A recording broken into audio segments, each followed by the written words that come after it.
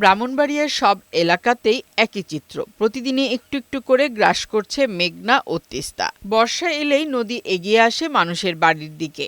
মুহূর্তেই নদী গর্ভে বিলীন হয়ে যায় বসতভিটা, কৃষি জমি, গাছপালা আর বহু বছরের স্মৃতি। প্রতি বছরে নদী ভাঙন রোধে জিও ব্যাগ ফেলা হলেও বর্ষা এলেই আবারও নতুন নতুন এলাকা ভাঙনের মুখে পড়ে।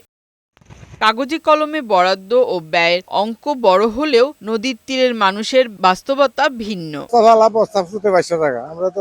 আমরা কোনো স্থায়ী সমাধান না হওয়া পর্যন্ত আমরা কোনো কাজে লাগতেছে না। কাজ পাই না, খুব কষ্টে আছে। বাড়ি ঘর ভাঙ্গা সারমার করেছে। স্থানীয় ভুক্তভোগী ও ভিটামাটি হারানো বাসিন্দাদের অভিযোগ, যেখানে নদী ভাঙন সবচেয়ে বেশি, অনেক সময় সেখানে পর্যাপ্ত প্রতিরক্ষা ব্যবস্থা নেওয়া হয় না। প্রায় 8 থেকে 900 ভোটার আছে, এরা খুবই কষ্ট আছে।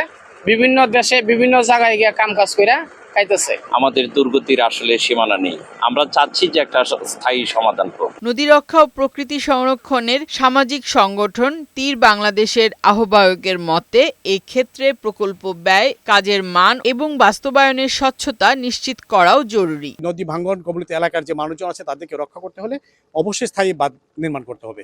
পানি উন্নয়ন বোর্ডের নির্বাহী প্রকৌশলী জানান, নদী ভাঙনের স্থায়ী সমাধানের জন্য একটি প্রকল্প অনেক আগেই প্রস্তাব আকারে পাঠানো হয়েছে। এটি অনুমোদিত হলে দ্রুত স্থায়ী বাঁধের কাজ শুরু করা হবে। এসব এলাকাতে স্থায়ীভাবে নদীটির প্রতিরক্ষা কাজ করা হবে, এটা ইতিমধ্যে প্রস্তাবনা দেওয়া আছে।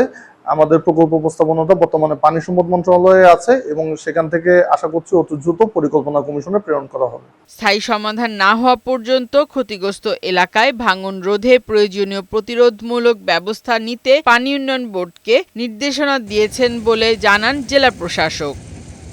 নদী তীরের মানুষ এখন শুধু আর আশ্বাস নয়, দ্রুত বাস্তবায়ন হওয়া একটি কার্যকর ও টেকসই নদী শাসন দেখতে চায়। ফারহানা শিমু, বৈশাখী সংবাদ।